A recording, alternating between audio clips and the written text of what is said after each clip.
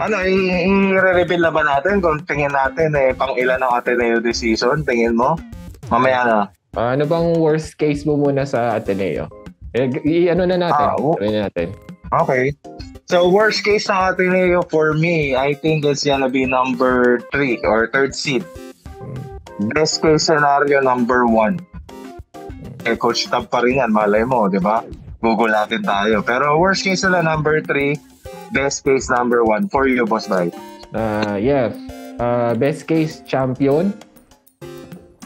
And worst case number 2. Number 2 ba? Ang taas ng tingin mo sa mga Blue Eagle. Yeah. Yeah. Okay, from defending champion, Boss Bray. Pag-uusapan naman natin ang basement champs. Ano ba basement champs? UST ba? Hindi ba UE? UST yata last season Depende. Ano bang gusto mo? Basement champs forever, basement champs ba? O ano? Yung last year, basement champs. Hindi, Boss Bray, may ano ka dyan may gulay ka sa tabi mo Kangkong yata yan So, dahil may gulay ka dyan, yung forever, kangkong na lang. UE muna pag-usapan natin, UE. O UE. So, sa dami nang nangyari, kung susumahin mo yan, sa analysis ko, Boss Bray, best case scenario ng UE, siguro, 8 seed. Best case scenario. Number 8. Best case. Ano kaya worst case mo? Ha? Ano worst case mo? Worst case siguro, ligang labas yan. Akalabanin nila doon yung Binukuan University siguro. Ikaw, Boss Bray, ano tingin mo sa UE? Best case? Best case sa UE, siguro 7th. Ganawa ka pa. Worst case, ligang labas. Worst case, alam mo na. Okay. Alright. At least, UE, mahal kayo ni Boss Bray. Huwag kayo, number 7. So, tapos na tayo sa Ateneo. Tapos, nag-UE tayo. Punta na natin, Boss Bray, yung kapitbahay ng UE. FPU? Punta na natin yung FPU na. The best case, Boss Bray. Best case. Best case, FPU. Best case, FEU? Number 4. Oh, really? Worst case? 7. Okay. Alright. Ikaw sa akin, FPU best case, number 6. Worst case, number 7. Okay. Yeah. Well, see, kasi mag-aagawan sila doon ng susunod na team na pag-uusapan natin Mukhang alam ko na yun Diba? Adamson, Falcons, Boss Bray. Yeah, Adamson. So, Boss Bray, dalawang version ang gagawin natin, best case and worst case. Ano? Adamson. Ang unang version, partially with Jerome. Next version, walang Jerome. Ako na mauna. Pag may Jerome, best case, number 4. Worst case, number 5. Pag may Jerome. Pag walang Jerome, best case, number 6. Worst case, number 7. Magaganunan sila ng FPU. Tingin ko Ikaw, Boss Bray.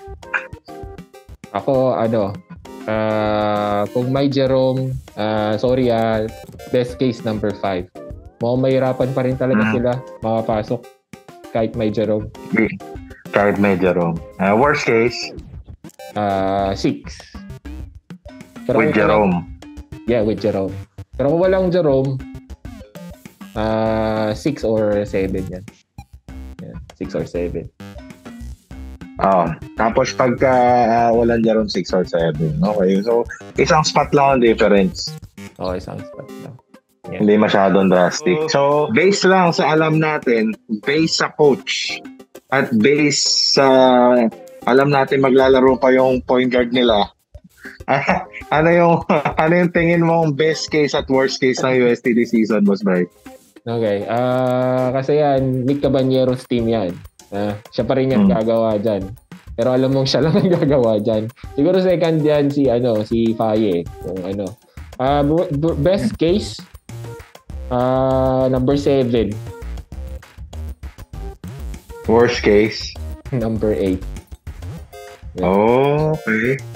So ano sila kumbaga maglalaban sila ng UE sa Basement Conference Finals, tingin mo Oh.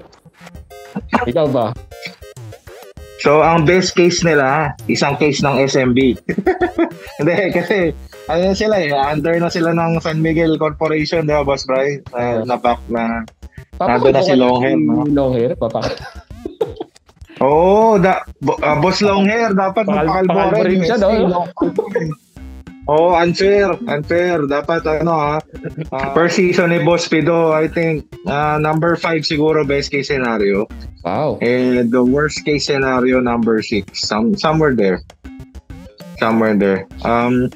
Mas may tiwala ako na siya yung coach dahil coach si Denoc Miranda sa Moraita. At mas may tiwala ako kay Coach Pido dahil doon sa health ng Adamson Falcon sa guard lineup. So I think they're one spot ahead of FEU Adamson. Anong worst case mo? Worst case siguro nila 6. Mga 5 or 6 sila. 5 or 6. Taas mo magbigay ng nila. Yeah, lang yan, dahil kay Coach Pido, saka pwede na silang 4 or 5 eh. Alam mo bakit? Hindi. Ano?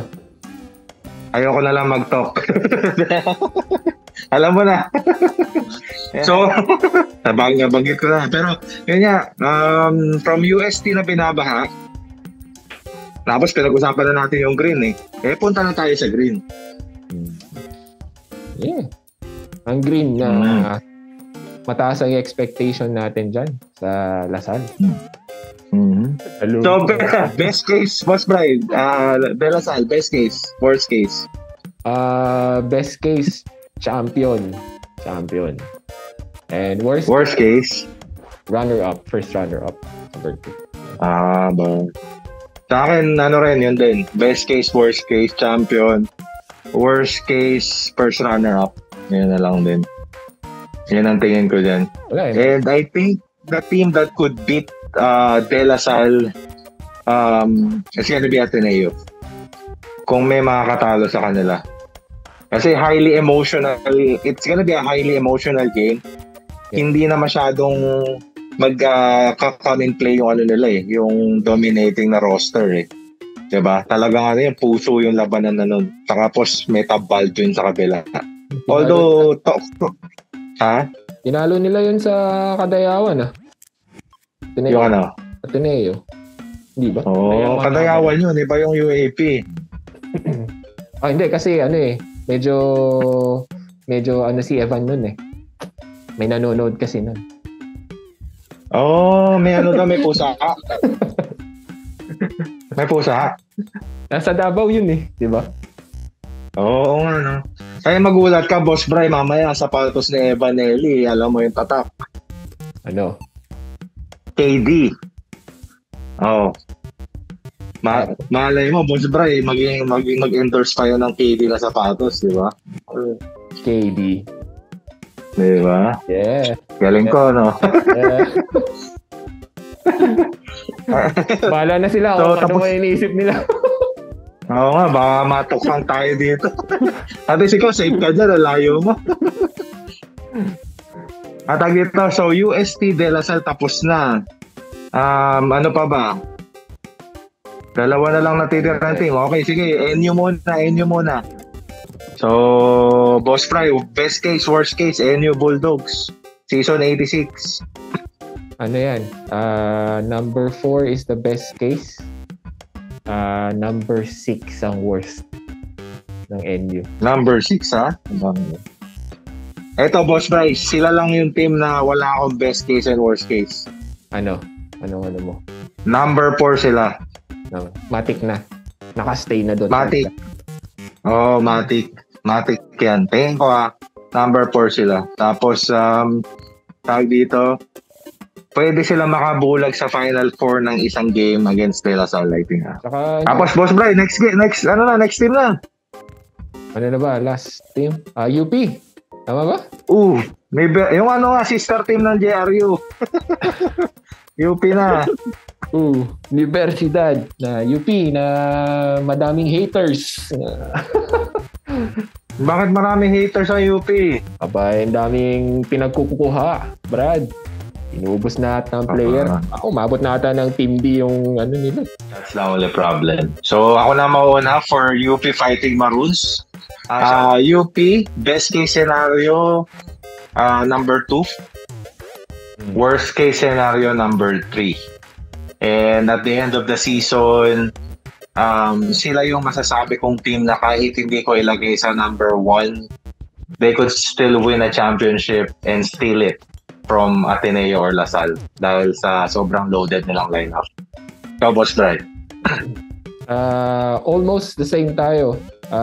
Number 2 will be the best case scenario. I don't see them as championship team, please. Pero ang worst case natin, baka number 4 pa nga eh.